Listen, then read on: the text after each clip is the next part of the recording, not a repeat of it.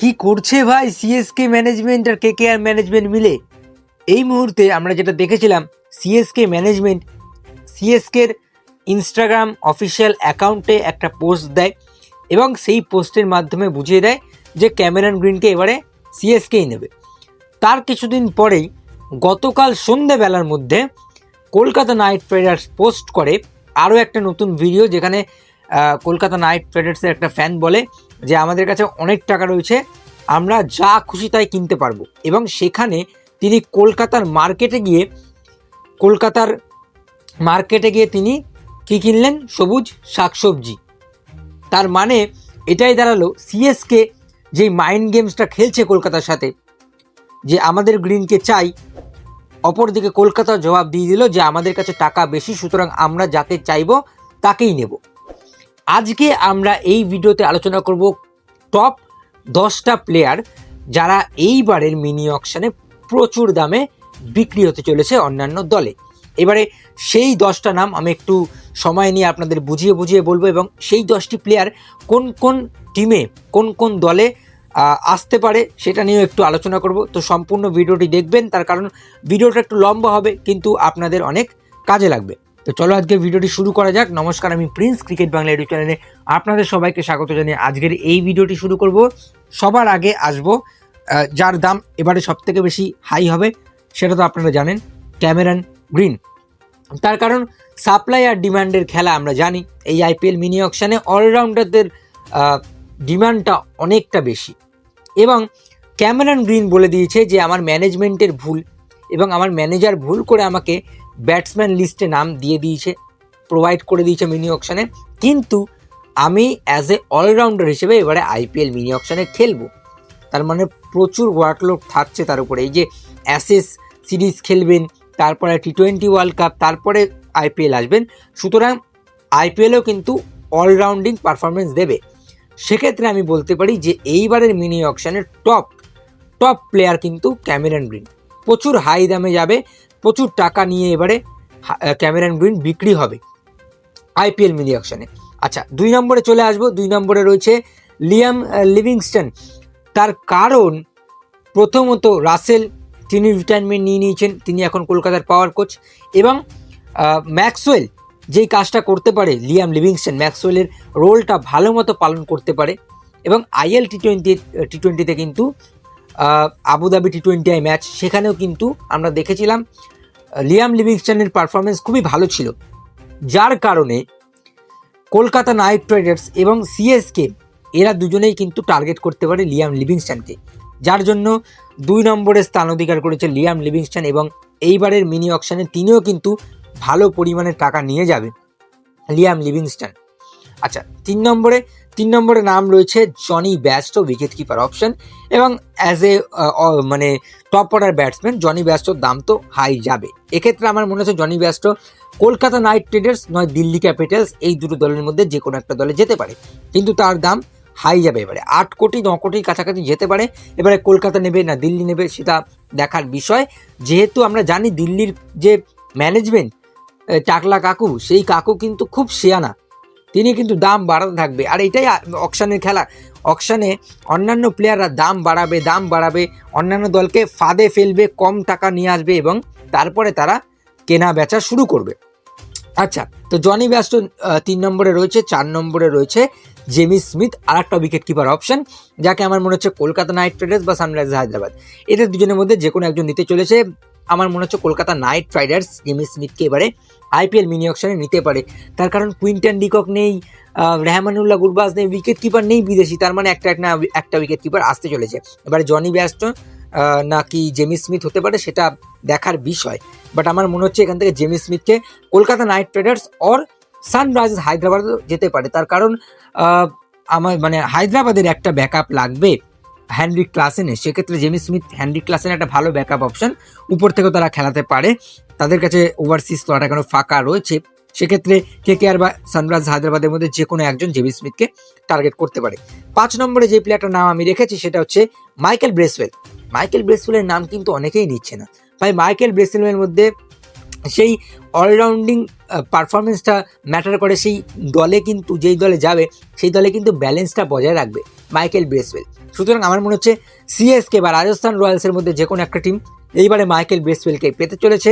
আর Michael Bracewell ভাই, এই অলরাউন্ডারটা ভালো আছে ভাই, একে গ্র্যাব করতে পারো। বাহাতি batsman plus off spinner plus তিনি মাঝে মাঝে লেগ স্পিনও করে নেয়, সুতরাং ভালো অপশান ভাই। এটা অনেকটা লিয়াম লিভিংস্টন ম্যাক্সওয়েলের মতোই অপশান, কিন্তু অন্যান্য দল পেতে চলেছে। 6 নম্বরে মানে আমি রেখেছি মাতিসা পাথিরানাকে। 2025 সালটা মাতিসা পাথিরানের জন্য one of the rose season যায়, একটা বাজে সিজন যায়। প্রচুর ওয়াইড বল করেন তিনি, প্রচুর লেন্থ হারিয়ে ফেলেন, যার জন্য শ্রীলঙ্কা দলও তাকে বাদ দিয়ে দিয়েছে, নুয়ান তুষারাকে খেলিয়েছে।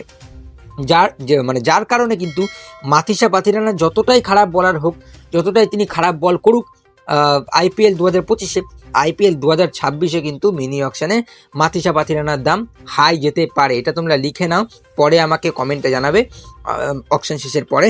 বাট আমার মনে হচ্ছে মাতিসা পাথিরানা হাই যেতে পারে। এবারে যদি আনসোল্ড চলে যায় তখন তোমরা আবার আমার উপরে রাগ দেখি না, ঠিক আছে?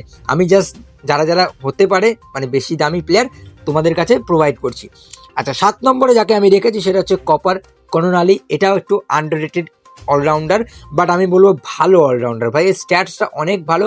ব্যাটসম্যান, বাহাতি ব্যাটিং করেন তিনি এবং বাহাতি বোলিং করে। আমি তো বলবো তিনি ব্যাটিং অলরাউন্ডার না বোলিং অলরাউন্ডার, আমি তো সেটাই বুঝতে পারি না। তার কারণ ব্যাট হাতে বল হাতে দুটোভাবেই সমানভাবে ব্যালেন্স জুগিয়ে কিন্তু তিনি পারফরমেন্স দেয়। কপার কর্নালি আই থিঙ্ক এলএসজিতে যেতে পারে কপার কর্নালি, অর সিএসকে তারাও টার্গেট করতে পারে, তার কারণ তাদের অলরাউন্ডার লাগবে ভাই। আচ্ছা, কপার কর্নালির পর চলে আসবো জ্যাকব ডাফি। 8 নম্বরে আমি তাকে রেখেছি, জ্যাকব ডাফি ফাস্ট বোলার।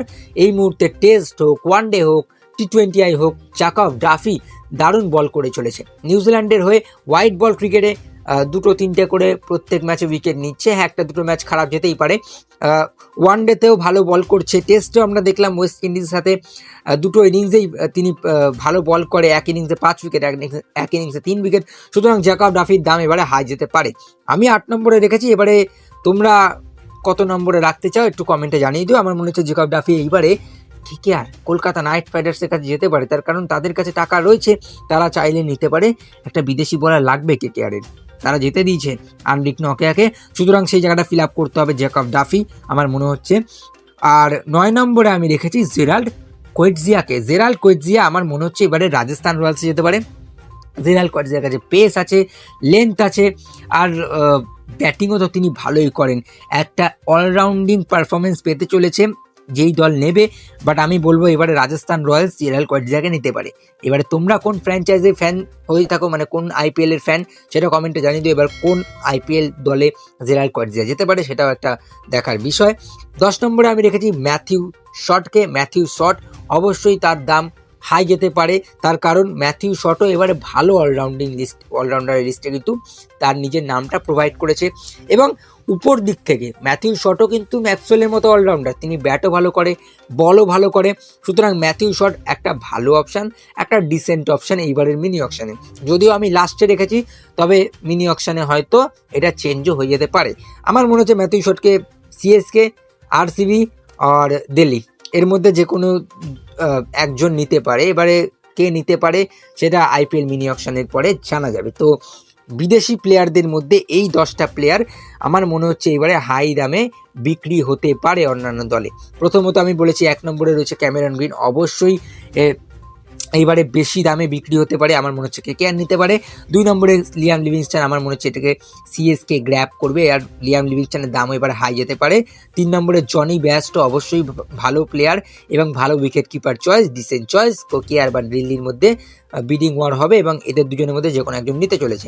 4 নম্বরে রেখেছি জেমি স্মিথকে, বলেই দিয়েছি জেমি স্মিথ এবারে কেকেআর বা হায়দ্রাবাদের মধ্যে যে কোনো একজন টার্গেট করতে পারে। 5 নম্বরে মাইকেল ব্রেসওয়েলকে রেখেছি, যাকে সিএসকে বা রাজস্থানের মধ্যে যে কোনো একজন টার্গেট করতে পারে। 6 নম্বরে রেখেছি মাতিসা পাথিরানাকে। 2025টা খারাপ গেলেও তার কিন্তু 2026-এ মিনি অকশানে দাম ভালোই যেতে পারে। আমার মনে হচ্ছে মাতিসা পাথিরানার জন্য সিএসকে আবার ফিরিয়ে আনতে পারে দলে, দিল্লি ক্যাপিটালস আনতে পারে, কিংবা কেকেআরও আনতে পারে। সুতরাং এখানেও কিন্তু বিডিং ওয়ার থাকবে। 7 নম্বরে আমি রেখেছি কপার কর্নালিকে। কপার কর্নালির দামও এবারে হাই যেতে পারে। আমার মনে হচ্ছে এলএসজি বা সিএসকে এর মধ্যে যে কোনো একজন কপার কর্নালিকে টার্গেট করতে পারে আর দলে আনতে পারে। 8 নম্বরে আমি রেখেছি জ্যাকব ডাফিকে। এখানে আমার মনে হচ্ছে Kolkata Knight Riders or Gujarat titans, এদের দুজনের মধ্যে যে কোনো একজন কিন্তু জ্যাকব ডাফিকে টার্গেট করতে পারবে। তার কারণ আমরা হয়তো ভুলে গিয়েছি গুজরাট টাইটেন্সের কাছে কিন্তু বিদেশি ফাস্ট বলের অপশান মাত্র একটাই রয়েছে, সেটা হচ্ছে কাগিসো রাবাডা। তারও কিন্তু ব্যাকআপ অপশান অবশ্যই লাগবে। এই মুহূর্তে কিন্তু তিনি চোটে ভুগছেন, সুতরাং একটা ব্যাকআপ অবশ্যই লাগবে। এখন তো গুজরাট টাইটেন্সকে নিয়েও মনে হচ্ছে ভিডিও বানাতে হবে, তার কারণ তাদের ফাস্ট বোলিংয়ে তো কেউ নেই বিদেশি ফাস্ট বোলার। অবশ্যই এখান থেকে জ্যাকব ডাফিকেও তারা টার্গেট করতে পারে। জেরাল্ড কোয়াডজিয়াকে আই থিঙ্ক আমার মনে হচ্ছে রাজস্থান রয়্যালস টার্গেট করবে এখান থেকে। আর 10 নম্বরে আমি রেখেছি ম্যাথিউ শটকে। এটা দেখে হয়তো আপনারা একটু চমকে যাবেন, বাট এটা চমকানোর খবর না। Matthew Short is a good allrounder. তো আমার মনে হচ্ছে ম্যাথিউ শটকে সিএসকে, আরসিবি, দিল্লি এদের মধ্যে যে কোনো একজন তুলে নেবে দলে। এবারে তোমাদের কি মনে হচ্ছে অবশ্যই সেটা কমেন্টে জানিও।